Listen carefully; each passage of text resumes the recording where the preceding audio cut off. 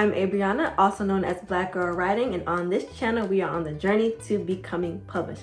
Now, I want to set aside one thing. I am standing because I lost my tripod in my move from my apartment to my new house, and I'm kind of lazy and I don't feel like going out to the store and buying another one, so my phone is in the windowsill for the time being till I get my fiance to buy me another one, because he low-key was the one that lost it.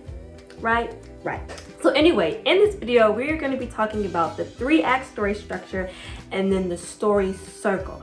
Now, you guys will be so proud of me. I've written out all the acts for both of my characters and their combined scenes together using the 3-act story structure. But when I went through it in my notebook, it kind of didn't add up, in the sense where I was getting confused how their chapters would affect one another. Like, I want each chapter to build on itself. The first 5 chapters I have in my head. Haven't written it out, by the way, but they're in my head. Alarm went off, sorry.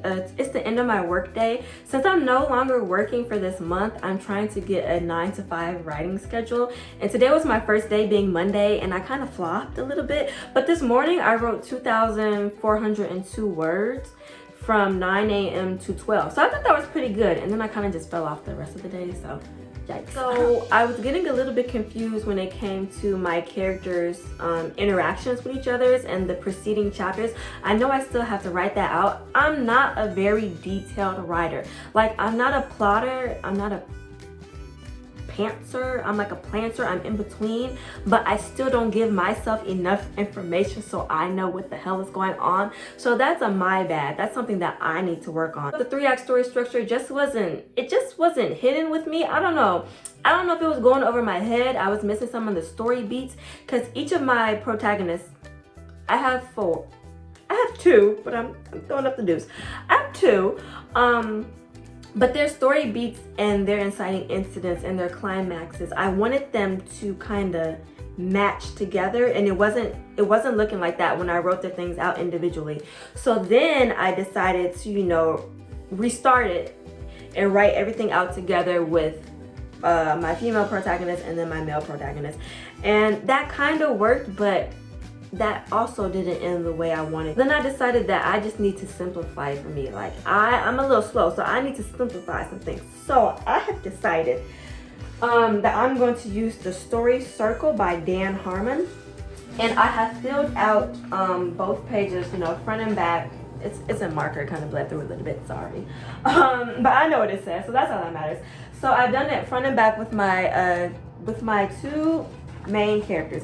And I think what I like about the story circle is kind of easy to digest for me. So how it just really starts is you, like your protagonist, the need of the need that they have, which would be what Abby Emmons says is your character's desires, fear, and misbelief. And I mapped out both of my characters' desires, fears, and misbelief, and it's fitting more with the story circle. So after their need is the go, which is kind of like the inciting incident. From the go, it's the search, which is like the trial and tribulations that they go to until they hit like the first climactic point, which is their find. But that also doesn't really work out, so then they got to go to the take, which is number 6. And then from their take, they paid the price from their first action, which it makes sense, because the example that they used for this was The Dark Knight, and I was like, oh shit, I know The Dark Knight. So I kind of understand how they were explaining this for me. And then from the take is the return, and from the return is the change, and that's where your character is the master of both worlds, but they have been permanently changed. They've gone through a journey and they should not come out the same on the other side. Right. So anyway, I have that for both of my characters. I don't know if I've updated you guys on this, but I have changed their names because I have gone through the highs and lows of this story for the past week. And I've changed some things, I've added some things. I'm gonna talk about it more in later videos coming up. But they're new and improved names. My female protagonist is named Amenoritis, and she comes from the Amun family. They are the dynasty ruler who worship the god Amun, and so their family name is Amun. I'm gonna appreciate the hard work I did trying to get these words, trying to get their names, doing the research, differentiating it, and giving them their own personalities with it, because I'm like, ooh. But I'm like, it's a little bit challenging, but I'm like, I'm kind of going for it. And it's not like 10 main characters, it's like, she has like 5 family members that are living. Then they all kind of die off because, you know, I'm introducing a curse. Because what good would an inspired Egyptian story be without a curse, right? So then going into my male character, his name is Paru. Something short, sweet, simple, to the point. When I was watching I was watching a documentary. It was like, it wasn't even on ancient Egypt's pharaohs. It was like on the architecture of the pyramids or something like that. And the names, how they would just describe the workers or the servants, were just simple syllables like Jeb, Amen, well not Amen, but like, you know, simple syllables, 1 or 2, nothing elaborate. But when it would come to pronouncing the names of, you know, the pharaoh and the queen, these motherfuckers had like 5 syllables in their name. So I'm like, okay, I kind of have to put that in my story, because I can see where Paru is starting out as a peasant and Amenoritis is starting out as the princess, the pharaoh's daughter, you know. So that's where they are with that. Another update a little bit on that would also be, it's a romance. Now, originally I always wanted it to be some type of romance, because I love the troubles that love puts people through. Like, I swear, love by itself puts people through the ringer. And for me, I think I would play this as a cursed love.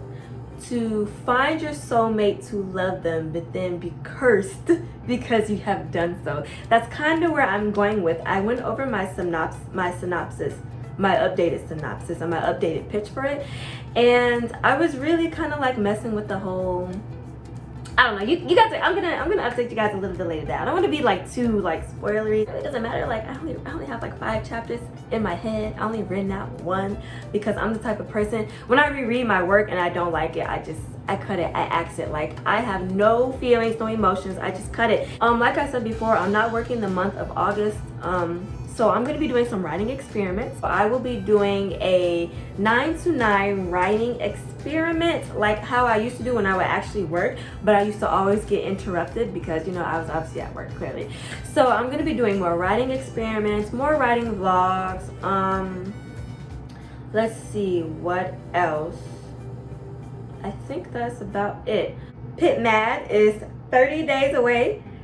I have written a full total of 2,402 words in the now current document, because I had a mental breakdown and I deleted everything like last week.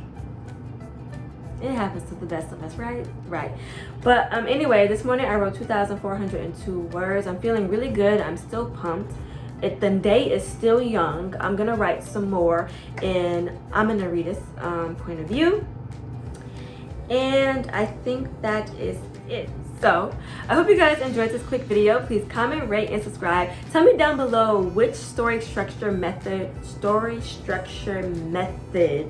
you all use when it comes to like plotting out and writing your novel. I thought I was a 3-act story kind of girl, but then I'm like, no, it's not for me.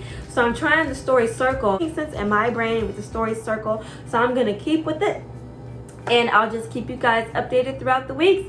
And we got this Pit Mad challenge to Pit Mad. We can do it. We may only have 2,402 words, but that's okay, because you want to know why? Because November is only 30 days. August is 31 days. If I can keep writing 1,667 words a day, I can make it. Anyway, I'm gonna end this video. I hope you guys enjoyed. Please comment, rate, and subscribe.